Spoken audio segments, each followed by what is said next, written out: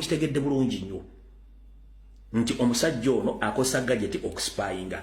Mbagambye aspyinga kuba politicians wabweru w'eggwanga ne munda. Mukitegedde bulungi nnyo.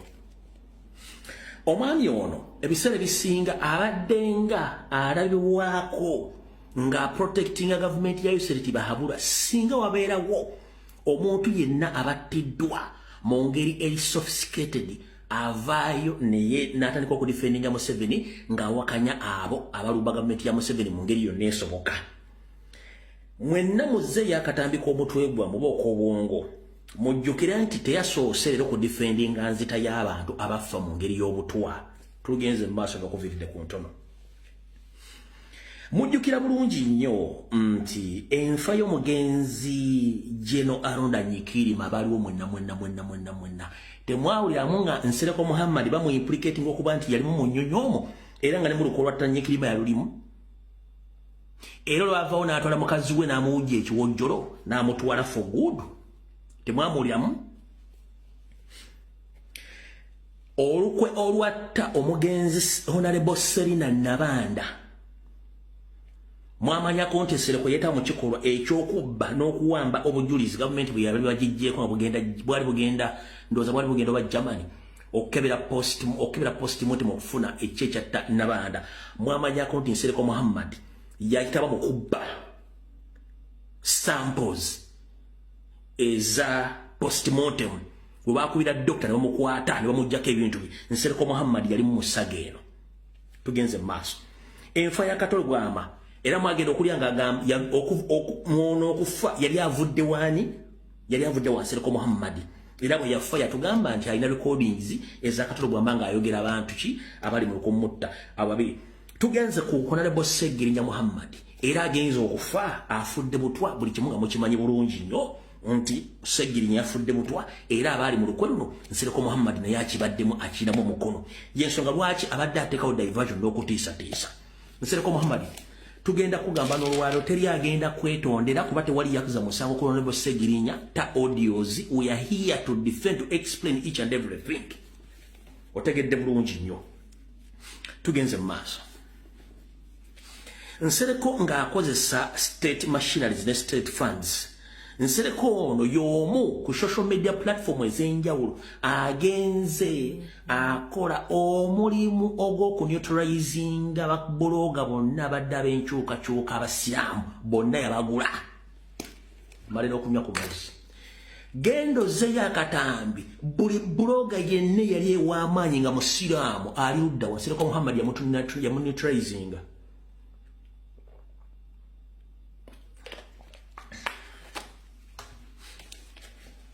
Zaya Katambi Nsereko Muhammad bamutuma mu diaspora ng'akozesa mechanism za government.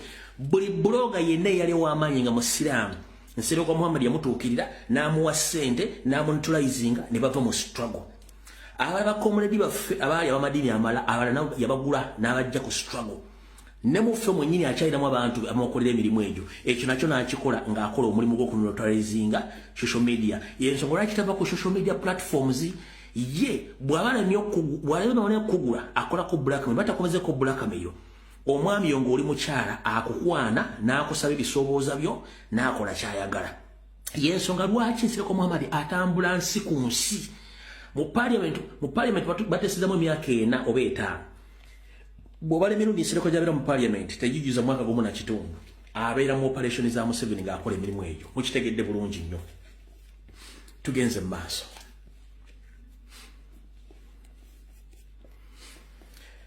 Kati mugenda kutya muwulire bulungi nnyo. Nsereko Muhammad nga operative mbagambye atambula ne gadgets eziri coding amaloboozi ne video mumwegendereze nnyo mwabazanya naye. Kati wano mugenda okutya mubadde mukimanyiiko mwenna bannayuganda abali wano basiraamu mugende mubuuze mu 2022 Nsereko Muhammad lwe yagenda ku hijja Mecca yasinkanayo omugenzi Sheikh Nuhu Muzaata batte mu kibuga Mecca mu kitundu ekiyitibwa Minna Nsereko Muhammad yayagala okukuba omugenzi Sheikh Nuhu Muzaata batte ng'amulanga okuyisanga Museveni eggali n'okusula gavumenti ya Museveni baabataawuuza butaawuuza. Nsereko Muhammad kuno kwoli abasiraamu abali e Mecca obe Minna mu mwaka gwa 2022 weetaba mu kwagala, in fact wakwata Sheikh Nuhu Muzaata amataayi n'oyagala omukuba n'omugamba gwenja kukuba nkuyuza olubuto lwaki ozanyira ku Museveni omanyira gavumenti y'omusajja. Nsereko Muhammad kuno kwoli weeyita musiramu ogenda otya mu kifo ekitu ogenda otya mu nsi entukuvu mu bifo ebitukuvu bya Nabbi Muhammad gye yasinzira okutandika eddiini y'Obuyisiraamu n'osanga omuddu wa Allah Sheikh Nuhu Muzaata batte n'omukwata amataayi ng'oyagala omukubira e Mecca. Yensonga lwaki mudde munoonya obutabyo mwali mulabeko ekifaananyi kyonna nga Sheikh Nuhu Muzaata batte ajanye Nsereko Muhammad. Nakugambye walutuyinkudde tu ate gwe nabagamba nti oyo mulabira wonna nze mumpita buyisi nkiddamu 2022 bonna abagenda e Makka mu kitundu kye bayita Minna Nsereko Muhammad yakwata amataayi omugenzi Sheikh Nuhu Muzaata batte ng'amulanga okuyisa mu gavumenti ya Museveni eggaali baabatawuluza butaawuluza ng'ayagala mukuba. Era okuva olwo Nuhu Muzaata batte ne Nsereko Muhammad tebasinkanangako wantu wonna era yamulabanga kyamulinga essalambwa ery'ensenke oyo Nsereko Muhammad. N'okutuuka okufa kwa Sheikh Nuhu Muzaata batte Nsereko ne Sheikh Nuhu Muzaata batte baali tebabulonda kubanga yayagala omukubira naye Sheikh Nuhu Muzaata yamugamba gwe singa mbadde sirima Sheikh mbadde nja kukuba nkulage nti obuvubuka bwemumanyira kutegeera kye bayita omusajja mwenna mugende mbuuza abantu abaliyo abagenda e Saudi Arabia mu 2022 bajja babuulira kiki ekyali e Saudi Arabia Nsereko Muhammad kyakola Sheikh Nuhu Muzaata batte muza mutegeddaawo. Kati kisinga okwennyamiza kyekino wano wammanga kyemutamanyi omuze gufira ku mukadde. Nsereko Muhammad yonna gy'agenza asomera tugenza okuyita ewattu nga temumanyi yaani kati kambaleetere amannya g'amatuufu ge baamutuuma nga musomero okusinziira ku mize gye yakola ng'akyali muto era temwewuunya. Nsereko Muhammad nga sinagendeyo ku mannya g'amatuufu kansooke ndowooza mbabuulire no kale kangere ku bikino gya kisebya wansi. Nsereko Muhammad yonna gy'asomedde amannya g'amatuufu ge mutamanyi bulungi nnyo kanga babuulire. Omukulu ono bw'atuuka okugenda okusoma ekibuli yayina emizeeye emiyitirivu egitagambika n'agenda ekawempe emizeeye egimu n'agenda najjo wabula abasomesa abakozi ababulijjo n'abaana baamutuuma erinnya Musota. Sanga Obi-Wan Nsereko yasomera ekibuli ne yasomera ekawempe ajja kubuulira amannya genjogedde no bwe yayogedde amannya amatuufu. Nsereko Muhammad banne basiramu banne byasomera bekawempe n'ekibuli Nsereko Muhammad bamuyita Musota as in snake. You went on to attack the innocent Solomon Kampala. But in my previous video I asked you that can you please allow among your children to come out and articulate some national matters as Solomon Kampala did? You have children, over kids, over children who are in the same age bracket as Solomon Kampala. Can you please allow one of your children to come out and articulate national matters as Solomon Kampala did? By the way, for your information, the boy explained each and everything very well than you, the so-called elite. Previously, you came out, you said that Bobby Wine is children and USA enjoying life. They don't care about national matters. If possible, if he thinks that he loves the country more than others, let his kids come back to Uganda. So, the boy said, okay, no problem. I can answer all fools in Kampala, that I can. So he came out publicly. He articulated it in the national matters, but unfortunately you get annoyed because the boy explained each and everything, which you can't even explain the so-called member of parliament for 15 years, seated gassing exploiting taxpayers' money, think that you are intellectual. Muhammad Kamadi Nsereko, grow up, my gentleman, grow up, you know, with the bottom on you. What is it?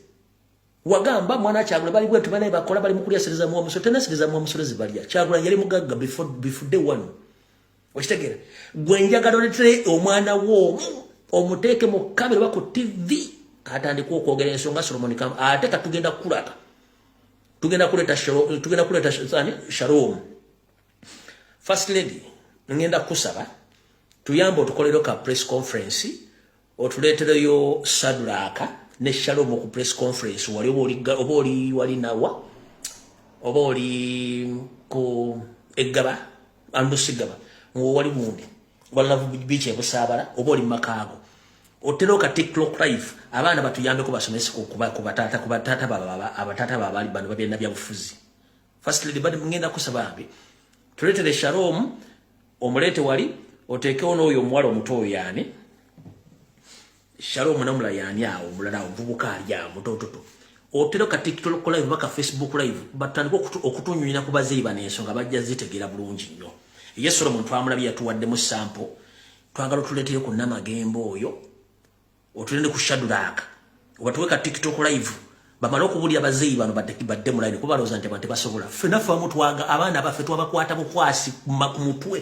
tubagamba togenda lindako tukyaliwo mulindeeko Nsereko tulete lebo tadi polo tulete anti kategori wa fisha katulete yo katadi polo kakato nyole nsonga tulete loko one of your tadi polos please help us and bring one of your tadi polo to explain the national issues as Solomon did